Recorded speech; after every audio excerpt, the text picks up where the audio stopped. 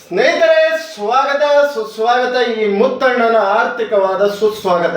ಇವತ್ತಿನ ವಿಷಯ ಸುಧಾಮೂರ್ತಿ ಅಮ್ಮನವರು ಹಾಗೆ ನಾರಾಯಣ ಮೂರ್ತಿಯವರ ಬಗ್ಗೆ BK ಹರಿಪ್ರಸಾದ್ ಅವರು ನಾಲಿಗೆಯನ್ನು ಹರಿಬಿಟ್ಟಿದ್ದಾರೆ. ಏನು 72 ಗಂಟೆಗಳ ಕೆಲಸ ಮಾಡಬೇಕಂತೆ.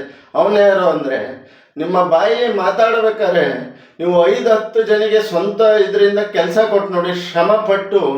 ಅವರು ಸುಧಾಮೂರ್ತಿಯವರು, ನಾರಾಯಣ ಮೂರ್ತಿ ಸರು ಇಲ್ಲಿಂದ ಇಲ್ಲಿವರೆಗೂ ಬಂದಿರೋದು ಅಂದರೆ ಯಾರ್ದೋ ಕಳ್ತನ ಮಾಡಿ ಯಾವುದೋ ರಾಜಕೀಯ ದುಡ್ಡು ಹೊಡೆದು ಮತ್ತೊಂದು ಮಗದೊಂದು ಮಾಡಿ ಅಲ್ಲ, ತಮ್ಮ ಪರಿಶ್ರಮದಿಂದ ಇವತ್ತು 4x4 ಇದರಲ್ಲಿ ಇದ್ದರು ಇವತ್ತು ಪ್ರಪಂಚದಾದ್ಯಂತ ವಿಸ್ತರಿಸಿಕೊಂಡಿರ್ತಾರೆ. ವಾರಕ್ಕೆ 78 ಗಂಟೆಗಳ ಕೆಲಸ ಮಾಡಬೇಕು ಅಂತ ಹೇಳಿರೋದ್ರಲ್ಲಿ ಯಾವುದೇ ತಪ್ಪಿಲ್ಲ. ಅವ್ರು ಮಾಡಿರೋದಕ್ಕೆ, ಇವತ್ತು ಪರಿಶ್ರಮ ಪಟ್ಟಿರೋದಕ್ಕೆ ಇವತ್ತು ಅವರು ಆ ಸ್ಥಾನದಲ್ಲಿರೋದು. ಹಾಗಾಗಿ ಈ ರಾಜಕೀಯ ನಾಯಕರುಗಳು ನಿಮಗೆ ಅವ್ರ ಬಗ್ಗೆ ಮಾತಾಡೋಂಥ ಅರ್ಹತೆ ಇಲ್ಲ. ಹಾಗಾಗಿ ದಯವಿಟ್ಟು ಅವ್ರ ಹೆಸರನ್ನ ನೀವು ಪ್ರಚಾರದ ತೆವಲಿಗಾಗಿ, ಹೆಸರು ಮಾಡೋ ತೆವಲಿಗಾಗಿ ಮಾಧ್ಯಮದಲ್ಲಿ ಯಾವಾಗಲೂ ಹಿಂಗೆ ತೇಲಾಡ್ತಾ ಇರಬೇಕು ಅಂತ ಹೇಳಿ ನೀವು ದಯವಿಟ್ಟು ಸುಧಾಮೂರ್ತಿಯವರಾಗಲಿ ನಾರಾಯಣ ಮೂರ್ತಿ ಸರ್ ಆಗಲಿ ಅವ್ರ ಹೆಸರು ತಗೋಣ ಅಂತ ಅರ್ಹತೆ ಯೋಗ್ಯತೆ ಇಲ್ಲ. ಸಾವಿರಾರು ಜನಿಗೆ, ಲಕ್ಷಾಂತರ ಜನಿಗೆ ಉದ್ಯೋಗ ಕಟ್ಟಿದ್ದಾರೆ, ಅನ್ನ ನೀಡ್ತಾ ಇದ್ದಾರೆ. ನೀವು ಅವ್ರ ಬಗ್ಗೆ ಒಂದು ಮಾತಾಡ್ಬೇಕಾದ್ರೂ ನಾಲ್ಗೆ ಹಿಡಿತದಲ್ಲಿ ಇಟ್ಕೋಬೇಕಾಗುತ್ತೆ.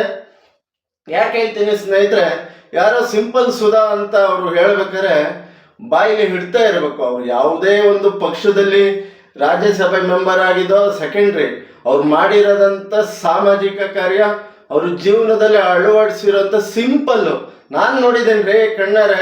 ಸುಮ್ಮನೆ ಹೇಳ್ತಾ ಇಲ್ಲ ಸುಧಾಮೂರ್ತಿ ಅಮ್ಮನ ಬಗ್ಗೆ, ಕಣ್ಣಾರೆ ನಾನು ಇಷ್ಟು ಹತ್ರದಲ್ಲಿ ನೋಡಿದ್ದೀನಿ. ಅವರ ನಡೆ ಆಗಲಿ ನುಡಿ ಆಗಲಿ, ಏನೋ ಇವನ್ ಜೊತೆಗಿದಂತರ ಮಾತಾಡ್ತಾನೆ ಅವರು ಯಾವಾಗಲೂ ಅಂತ ಹೇಳ್ಬೋದು. ಒಬ್ಬ ಮನುಷ್ಯನ ಒಂದು ಸೆಕೆಂಡಲ್ಲಿ ಅವರು ಹಾವಭಾವ ಕಂಡುಹಿಡಿಬೋದಂತೆ ಸ್ನೇಹಿತರೆ. ಹಾಗೆ ಸುಧಾಮೂರ್ತಿ ಅಮ್ಮನವರು ನಿಜವಾಗ್ಲೂ ಲಕ್ಷಾಂತರ ಕೋಟಿ ಅಂದ್ರೆ ಒಂದು ಸೆಕೆಂಡಿಗೆ ಬೇಕಾದ್ರೆ 1 ಕೋಟಿ ಹೊಂದಿಸಿ KG ಗಟ್ಟಲೆ ಹೊಡ್ಬೇಕಾಗ್ಬೋದು. ಆ ಮಹಾತಾಯಿ ಸುಧಾಮೂರ್ತಿ ಅಮ್ಮನವರು ಸಿಂಪಲ್ ಸ್ಯಾರಿ, ಏನು 150-200 ರೂಪಾಯಿ ಸ್ಯಾರಿ ನಮ್ಮ ಕಡೆ ಹಳ್ಳಿ ಕಡೆ ಗಾಡಿಗಳಲ್ಲಿ ಮಾರ್ಕೊಂಡು ಬರ್ತಾರೆ, ತಳ್ಳನೆ ಸ್ಯಾರಿಗಳು ಬರ್ತವೆ. ಇವತ್ತು ಅಂಥ ತಾಯಿಗೆ ಇವರು ಹಿಂಗೆ ಯಾರೋ ಸಿಂಪಲ್ ಸುಧಾ ಅಂದರೆ, ನಿಮ್ಮ ಬಾಯಿ ಹರುಕ್ಲು ಬಾಯಿ ಆಗಬಾರ್ದು, ನಿಮ್ಮ ಬಾಯಿಯನ್ನು ನೀಟಾಗಿ ಇಟ್ಕೊಳ್ಳಿ. ಸುಧಾಮೂರ್ತಿ ಅವ್ರ ಬಗ್ಗೆ ಮಾತಾಡ್ಬೇಕಾದ್ರೆ ನಿಮ್ಮ ಬಾಯಲ್ಲಿ ಹಿಡಿತಾ ಇರಲಿ. ಅವ್ರು ಮಾಡಿರೋ ಒಳ್ಳೆ ಕೆಲಸ ನೆನಪಿಸ್ಕೇಳಿ.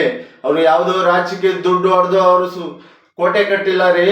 ಅವರು ಸ್ವಂತ ಸಂಪಾದನೆಯಿಂದ, ಪರಿಶ್ರಮದಿಂದ ಪತಿ ಪತ್ನಿ ಸಂಪಾದನೆ ಮಾಡಿ ಕಟ್ಟಿರೋದು. ನಿಮ್ಮ ಯಾವುದೋ ಒಂದು ಪ್ರಚಾರದ ತೆವಲಿಗೆ ಅವ್ರ ಹೆಸರು ತಗೋಬಾರ್ದು ಸ್ನೇಹಿತರೆ.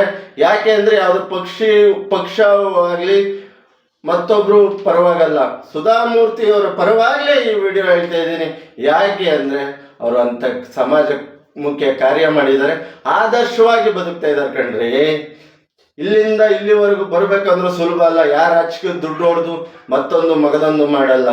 ನಿಮ್ಮ ಬಾಯಿ ಹರುಕ್ಲು ಬಾಯಿ ಆಗಬಾರ್ದು, ಬಾಯಿ ನೀಟಾಗಿ ಇಟ್ಕೊಳ್ಳಿ. ಎಲ್ಲಿ ಬೇಕಲ್ಲಿ ಬಿಡಬೇಡಿ, ಇಲ್ಲ ಜನಗಳು ಇದು ಮಾಡ್ತಾರೆ. ಅವರು 78 ಗಂಟೆ ಹೇಳಿರೋದಂಥದ್ದು ಸರಿ ಇದೆ ಸ್ನೇಹಿತರೆ. ನನ್ನ ಪ್ರಕಾರ ಶ್ರಮ ಪಟ್ಟರೆ ನಾವು ಮುಂದಕ್ಕೆ ಹೋಗೋದು, ಸುಮ್ಮನೆ ಎಲ್ಲ ಬಟ್ಟೆಗೆ ಬರಲ್ಲ ಅಂತ ಹೇಳ್ತಾ, ನನ್ನದೇನಾದ್ರು ತಪ್ಪಿಗಿದ್ರೆ ಜನಗಳಲ್ಲಿ ಕ್ಷಮೆ ಕೇಳ್ತೀನಿ ಹೊರತು ಪದ ಬಳಕೆಯಲ್ಲಿ ಬೇರೆ ಯಾರೂ ಅಲ್ಲ. ಅವ್ರು ಮಾಡಿರೋ ತಪ್ಪು ಅಂದರೆ ತಪ್ಪೆ ಅಂತ ಹೇಳ್ತಾ ನನ್ನೆರಡು ಮಾತುಗಳನ್ನು ಮುಗಿಸ್ತಾ ಇದ್ದೀನಿ. ಏನಾದರೂ ತಪ್ಪಿದ್ದಲ್ಲಿ ಕ್ಷಮಿಸಿ, ಹರಸಿ, ಕಾಪಾಡಿ. ದಯವಿಟ್ಟು ಕಮೆಂಟ್ ಮಾಡಿ, ಲೈಕ್ ಮಾಡಿ, ಶೇರ್ ಮಾಡಿ, ಆಶೀರ್ವದಿಸಿ, ಹರಸಿ ಅಂತ ಹೇಳ್ತಾ ನನ್ನ ಈ 2 ಮಾತು ಮುಗಿಸ್ತಾ ಇದ್ದೀನಿ. ರಾಯರಿದ್ದಾರೆ, ರಾಯರಿದ್ದಾರೆ, ರಾಯರಿದ್ದಾರೆ. ದಯವಿಟ್ಟು ಸಬ್ಸ್ಕ್ರೈಬ್ ಮಾಡಿ. ಜೈ ಶ್ರೀರಾಮ್, ಜೈ ಜಗನ್ನಾಥ್, ಜೈ ಸಂಗೊಳ್ಳಿ ರಾಯಣ್ಣ, ಜೈ ಕನ್ನಡಾಂಬೆ, ಒಂದೇ ಮಾತರಂ, ಜೈ ಭೀಮ್.